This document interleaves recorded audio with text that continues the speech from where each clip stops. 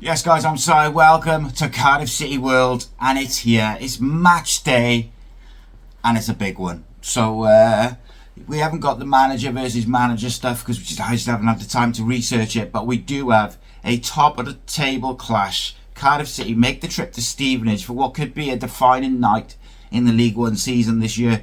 And today we're looking at those three big questions that Cardiff must answer if they're to get 3 points tonight. And if you're going to come away with something from the Lamex with 3 points, then you've got to do the right things. We're going to talk tactics, data, we're going to talk character, because this is not an easy place to go. Stevenage have been absolutely superb at home. So let's dig into it. Question number one. How can Cardiff City break down the best defence in League One? So let's start with the key factor here. Stevenage come into this as the best defence in the entire division. They've conceded just 11 goals in 16 games, which is around 0.69 goals per match. They've kept 7 clean sheets already, and at home it's even more impressive. They roughly concede 0.29 goals per game and have 5 clean sheets in 7. They do not give you space. They do not give you runners in behind. They do not give you a clean look at goal. Their structure, their discipline, it is sheer physicality. They are very, very good at keeping their goal nice and tight. But Cardiff also come into this as the top scorers in League One. 31 goals in 17 games. Comfortably the best attacking output in the league. They've scored 3 goals in each of their last 3 league games. Under Barry Murphy, we average 1.7 XG per game, 14 to 15 shots, and 61% possession. So this really is the best defence versus the best attack. But how can we break them down? Well, first and foremost, I don't think we can get sucked into that boredom almost of sideways, just keeping possession for the sake of it. We cannot get frustrated either. We need passing and tempo with purpose. Stevenage's biggest strength defensively is forcing teams to become impatient, which then means they try and force passes, look for passes that aren't there, and lose the ball. Cardiff have got to move the ball quickly.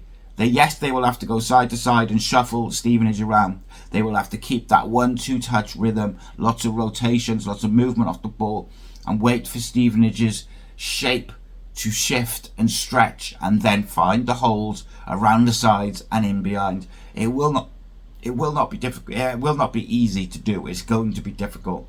They need to be able to punch passes quickly in between the lines, and what they did very well at the weekend versus Huddersfield is they did that, and then they worked overlaps in behind. Joe Bagan got in behind a few times. Kean Ashford got in behind a few times. Now, of course, Stevenage are going to be a whole different kettle of fish, and I think for me, one of the things I would like to see, apart from a quick tempo and apart from trying to work those overlaps, is I'd like to see the return of those long diagonal switch balls becoming super accurate and getting the ball to the wingers early. Kean Ashford's at his best when he gets the ball early. Isaac Davis, Chris Willock, Kennyman, whoever it may be, get them the ball early, isolate the fullbacks 1v1.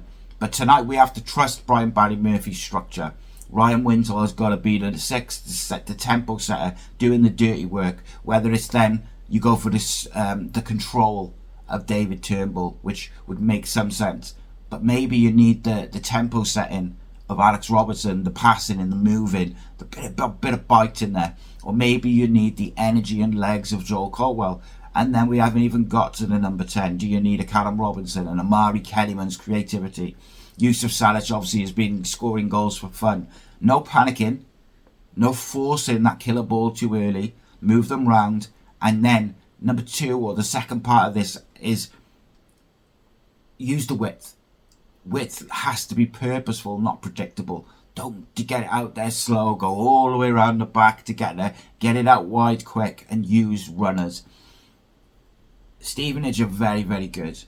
Stevenage are going to want you to cross blind into their box. So what can Cardiff do? Well, Bagan, Kapakiao, NG, they'll have to offer overlaps and width. But they've got to choose the right timing to do so. Then you have the wingers, the Ashfords, the Davises, Willock, Kellyman, whoever the manager goes with. They've got to look for cutbacks. But also what they've done well is they've been doing that nice little sort of chipped ball to the back post for Yusuf Salic. Now, That might be difficult against these defenders. It worked against Huddersfield because we sucked them across and then we just dropped it at the back post. This might be one for pullbacks to the penalty spot when you get in behind. But you've got to pick out a man when you get in these positions. Attack the penalty spot, maybe not the penalty area with the runs into the box for the crosses. Ultimately, Cardiff have got to create a bit of chaos and a bit of disorganisation in what is a very, very structured defensive unit in Stevenage. We don't want wrestling matches with Yusuf Salic. He needs to be elusive, give that bit of space so he can just be at his best. Stevenage concede very few goals from open play because they protect their 6-yard box so brilliantly. So when we do get in and around the edge of the box and around the sides, we've got to be very, very clinical. If you do drag your their backline, across the pitch, look for those little reverse passes in and out, in between the lines, in behind. Create your own space with your movement off the ball.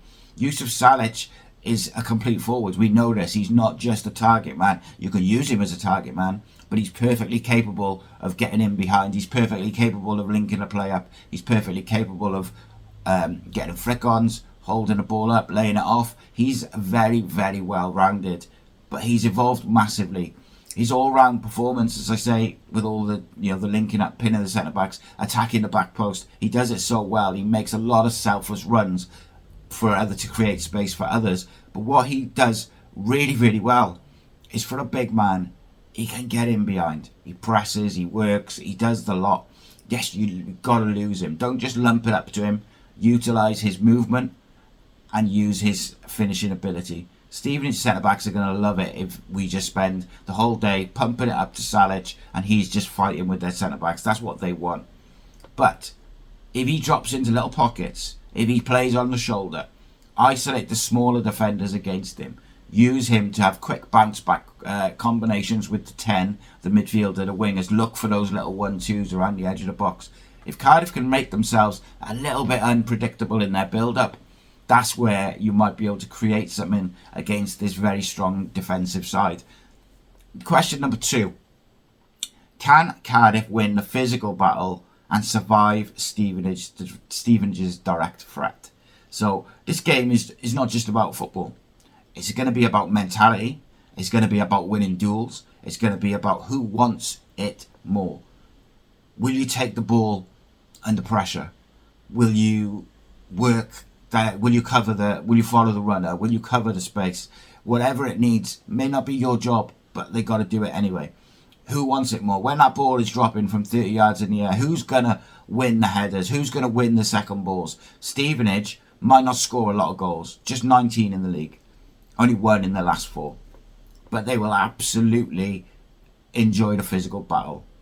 And this is what they will do. They will go quite direct from the keepers. They will try and hit diagonals to the wingers and the strikers. They will fight like dogs for every single second ball. They will load the box at every set piece. And they will try to turn the game into moments, not patterns.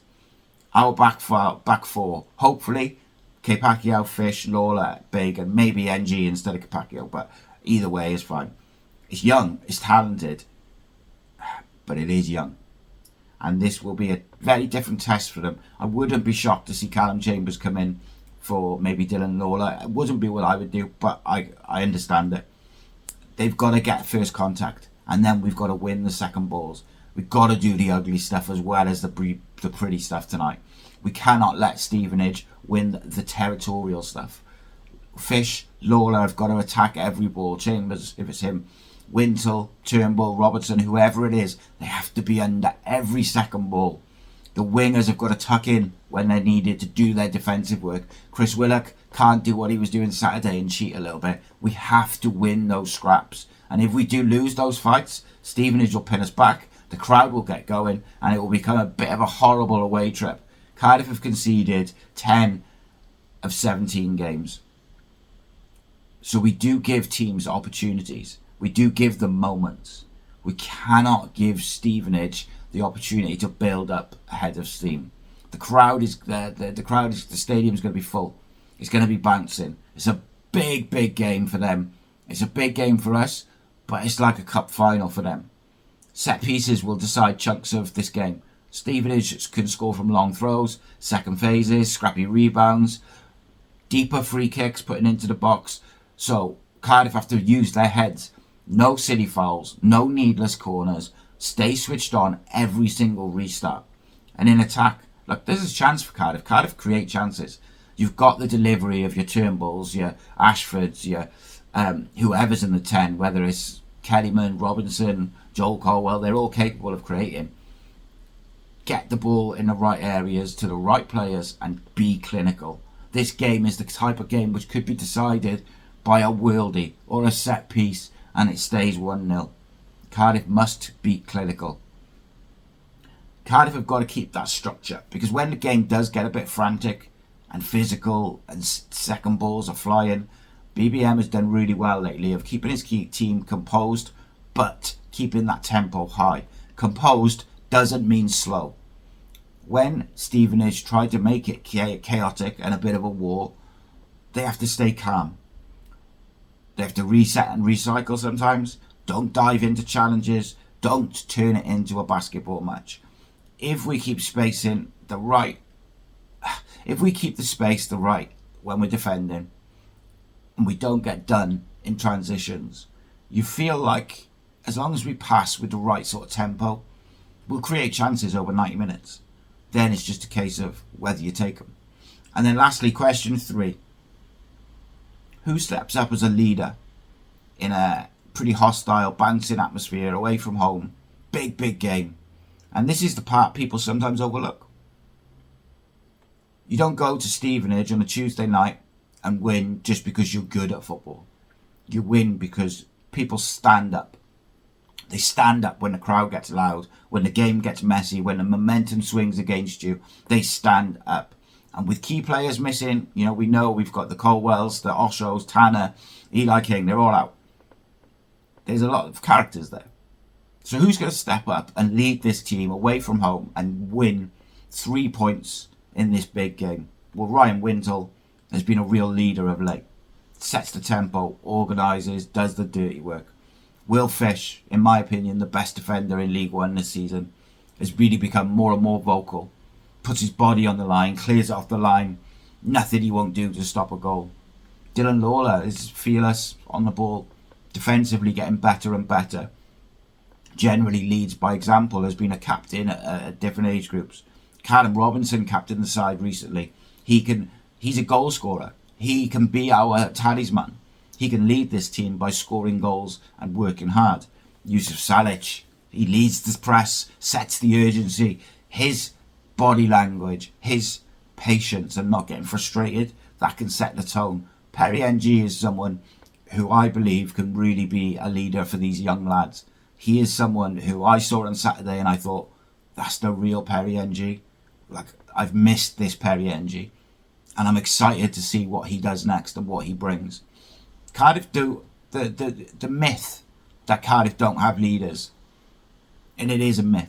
Callum Chambers might not be the most vocal of captains, but you look at the mentality of the guy to have a nightmare start to the season and force his way back in, where now Cardiff fans would be quite comfortable if he comes into the side. He's been very good and he deserves a place really. It's just that Will Fish, Dylan Lawler have been so good that he's had to make do with a seat on the bench. We don't need one Sean Morrison, Graham Kavanagh, whoever. What we need is several leaders stepping up and contributing. Lead this team to victory away from home. Stevenage will test our emotions as much as our football. They'll press and they'll be aggressive and physical. They'll contest every decision. They'll contest every second ball. They'll thrive off the energy of the crowd. If we react emotionally, whether that's arguing with a ref, diving into challenges, getting dragged into needless chaos, that's their game to play. We have to play our game. The leaders, they can stop that from happening. The voices, they can keep it composed. But remember what I said. Being calm and composed doesn't mean slow. There will be periods where we have to defend long throws, rebounds, scruffy challenges, loose balls, and there'll be some sustained pressure, I'd imagine, from Stevenage at some point. But the question is, who's going to keep it calm? Who's going to be the voice just saying, relax, do what we're doing, work hard, etc. Under Brian Barry Murphy, we've shown a real maturity. A young team who look like they're learning every single week. Staying calm after setbacks. The reaction since the Blackpool game. We keep our shape really well. We avoid those emotional swings in the game. The manager's been very good at managing in game to swing the momentum back in our favour. Trust the game plan. Trust your abilities. Work hard and get the job done. If tonight we stay in control of the match, I really believe that we can get 3 points. This game and games between top sides are so often decided by a world-class goal, a free kick, a deflected goal, a block, a header, a clear off the line. Just a moment of composure, someone taking a bit of responsibility and being clinical. That's leadership, right? And Cardiff need that tonight. So, there are your 3 big questions for tonight. If City answer probably 2 of those 3, I think they've got every chance of taking 3 points and staying top of League One. A loss would be a big, big blow. A win would be fantastic. A draw, I think, is not the worst result. But I believe that Cardiff have enough quality to go and win this football match if they do the right things and they have the right attitude, the right mentality. I believe we've got too much quality. I said 2-1 in my preview, and I believe 2-1, maybe 1-0 to Cardiff is the way the game will go. But we'll just see. Let me know in the comments what you think, and how do you think Cardiff will respond to these questions? How do you think they'll deal with this away performance? Because they've got a few home games around now, so this is a big game. I've been Si, this is Cardiff City World. As always, keep the faith, and hopefully we're talking 3 points later tonight. I'll be back later tonight. Come on, City!